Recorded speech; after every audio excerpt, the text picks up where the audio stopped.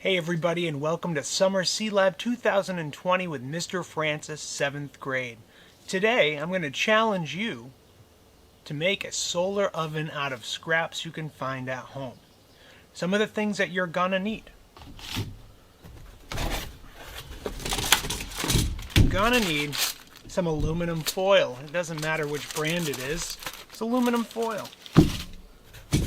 You're gonna need some tape. I'm gonna use this tape gun, or as I like to call it, paperwork, because it's clear tape that I happen to have. You're gonna need something sharp. Either a pair of scissors or a box cutter. Now, with either of these, you may want to ask your parents for help, because you don't want to get hurt making what we're gonna make. Also, you can use some plastic wrap, okay? In my demonstration, I'm going to be using these pieces of clear plexiglass because it's what I have, and they're just sitting around and I like to use them for something.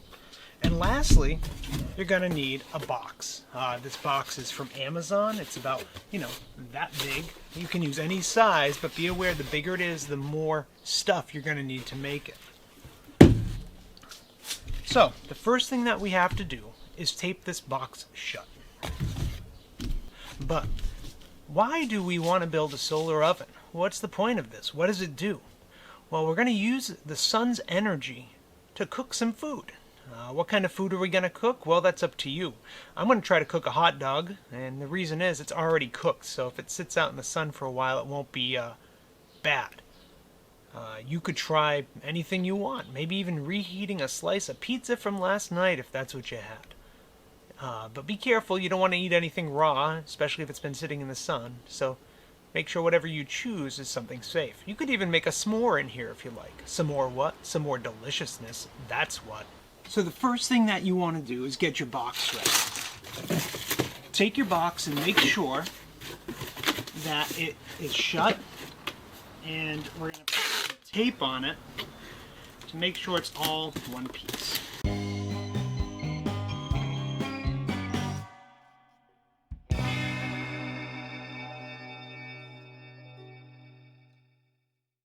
Okay, so now we have one box that is shut. I'm going to use my box cutter to cut a square in this, but only 3 of the 4 sides, because I want this to open up like a flap. Now remember, please be careful. Have your parents do this for you if you can't handle something sharp or if they don't allow you to. You can even have them make a starter hole and then use scissors to cut the rest of it out.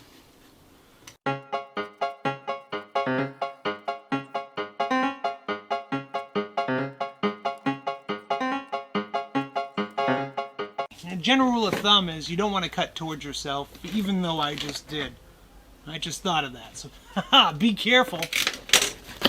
Then what you could do is you could open this part up by creasing it down. So it's like a flap. Okay, you can see that? I'm going to add another piece of tape here just to give it some support.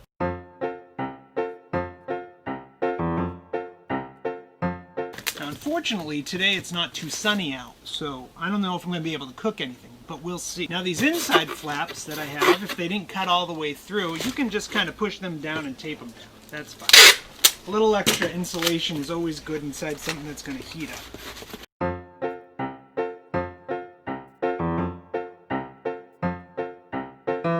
So as you can see, now we have a box that has a little flappy cover. You want to make sure that these sides are nice and tight, because we don't want the hot air to get out.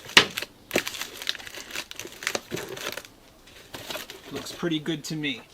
Now what we need to do is add our aluminum foil to the inside of the box. Now basically with this, you want to line the inside and this underside of this top flap.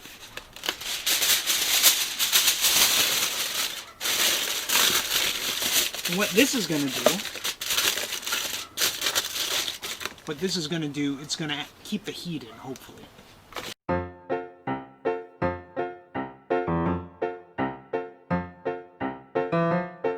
You can add some tape to this to hold it in.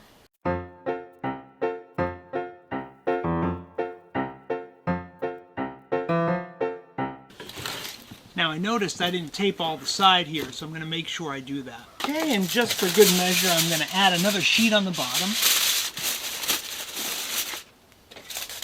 And then lastly,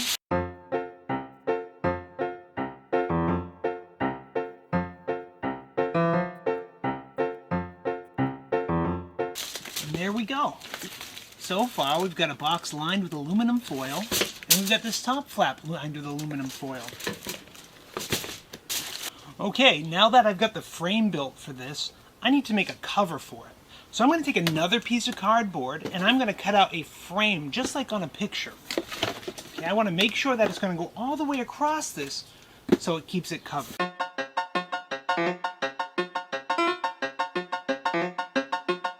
Okay, so now with this piece, what I'm going to do is I'm going to cut it so there's a hole in the middle.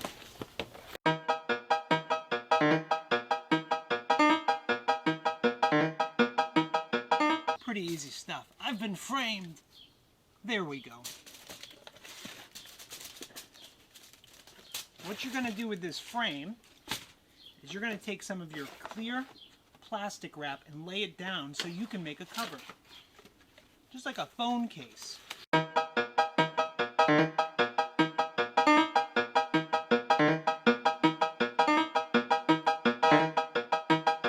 And try to get it as pulled tight as possible. That way, always close your knife. That way, you don't have to worry about any wrinkles in it that might cause the sun not to shine through as well.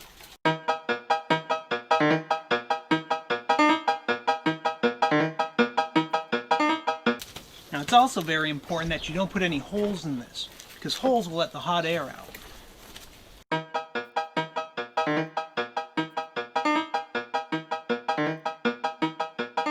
So now I have a clear sheet on this frame. This frame will just sit right on top of your solar oven, like so, allowing the sun to go into here. Now you may ask, why did we take this and put tin foil on it, or aluminum foil? Well, this is so we can reflect the sun's light into here. Once we have our food in here, you want to place this in the sun, so this part here is facing the sun. So it hits and warms up the inside, much like a car. Okay? And that's it. That's all we got to do. There are other ways to do this. This was just one example. Another thing that, if you happen to have it, plexiglass or sheet of glass, you could take these and you can lay them right across the top once you take the covering off. Tape them together, and this will also do the same thing as that clear plastic. It might insulate it a little bit better, but plexiglass is expensive, and the only reason I have it is because it's scraps from another project. So, I hope this was good for you, and I can't wait to see what you cook in yours. Once the sun comes out, I'll try to cook something for you.